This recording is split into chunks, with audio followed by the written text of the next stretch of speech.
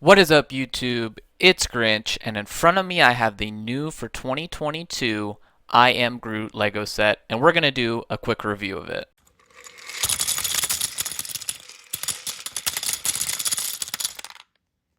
In front of you is everything that comes in this Lego set.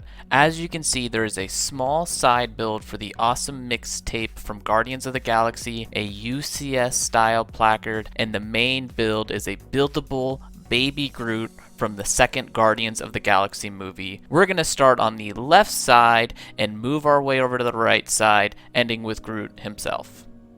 The Awesome Mix tape is a great addition to this set, and I'm really glad they included it. A lot of times we get sets with a small side build that don't really add much to the set itself, but in this case I think the inclusion of this side build really adds a lot. First of all, it gives you a nice scale to compare Groot to give you an idea of how small he is in universe. Second, it's just a really good Lego building experience on its own. It does use a few stickers, but to really good effect. You can see one side of the tape says Awesome Mix Volume 1, and the other side of this tape says Awesome Mix Volume 2. This is achieved by using a sticker on both sides of this brick, so you can actually display this with whichever version of the Awesome Mix you'd like. The tape deck's look is accomplished by using two tire pieces that are holding on to two 1x1 studs with holes attached to a tile piece at the back that's connected to two headlight bricks. The tires then sit inside these clear panel pieces, and that allows it to get that tape deck look, and I think that's really cool. A really clever building technique to accomplish that look. However, it is worth noting that really it only looks good from one side by using that technique, and I am totally okay with that because the side that it looks good from looks really good, and almost, actually, I think it looks perfect in my opinion. Overall, I'm really happy with the inclusion of this side deck build, and I think it's definitely a highlight of the set that I wasn't really expecting.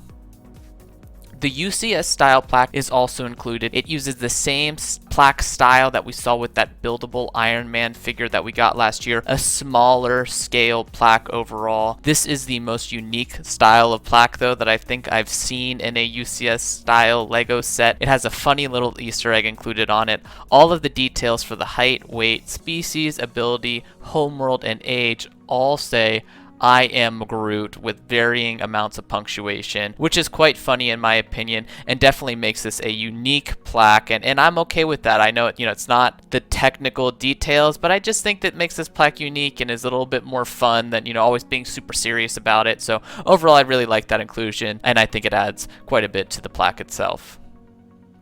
Now it's time to move on to the main build of the set, Groot himself. This is a great build overall, and I'm quite happy with it. You can see there are a lot of details that are captured throughout the build of the set. I do wish that there were some more Lego details built into the set though. You can see there's a couple of those whip pieces used throughout, as well as the leaf pieces in olive green, and I just wish there was a little bit more of that. There are quite a few stickers that are used in this set, but I do think they're justified and they do all add something. I mean, to me, having more of those details is better in a set like this. I don't think not including 5 stickers to just not include it would be worth it. I do think they add something. You do unfortunately just have to accept that there are a lot of stickers here. Are they all completely needed? I don't know about that. However, not adding 1 or 2, does that really make a difference? There's still a lot of stickers, right? So I do prefer, just the more detail overall. This build does have pretty decent movement. The legs can move forward and backwards, but not really side to side. They're a little bit chonkier as they need to be though. I'll get to the reason why in a moment. The torso can rotate a full 360 degrees. The arms use those mixel ball joints and have a ton of articulation and movement in them, as well as the hands. They use that kind of like classic style mech build that they've used in the past for fingers. The head does have some movement on a ball joint, but not a ton. I do think that's intentional. If this head had any more movement, I think there'd be a lot of problems with this set, but there's not, so it's not an issue. But the restricted movement is definitely a good thing, and that is because the only minor issue I have with this set is that it is incredibly top heavy.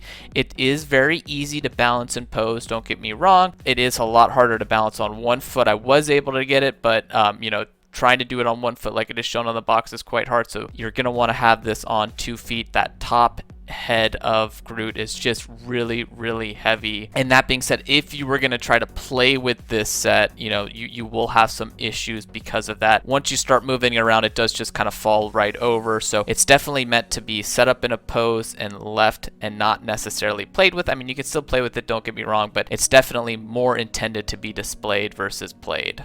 For me, though, that's a minor issue, as I will really only be ever displaying this set, as I'm more of a collector and displayer and less of a player, but some people who get the set might have an issue with that.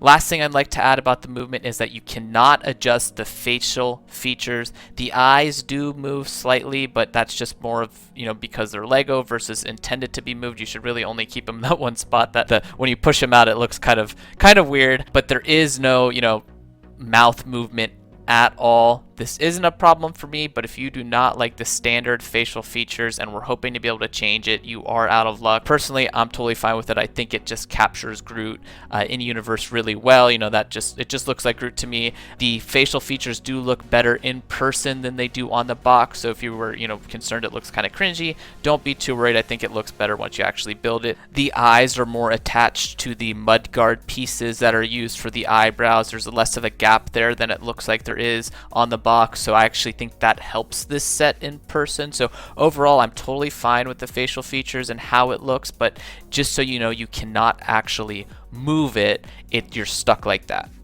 One of my favorite parts of the overall building experience of this entire set, though, was the head. There's a lot of really cool techniques that are used to capture the shaping of the head, and it's really a treat of a build to put together, and is definitely the best part of the building experience in my opinion. There's just so many cool little techniques, and I have so much more respect for people who do sculpting of faces out of Lego after putting this head together.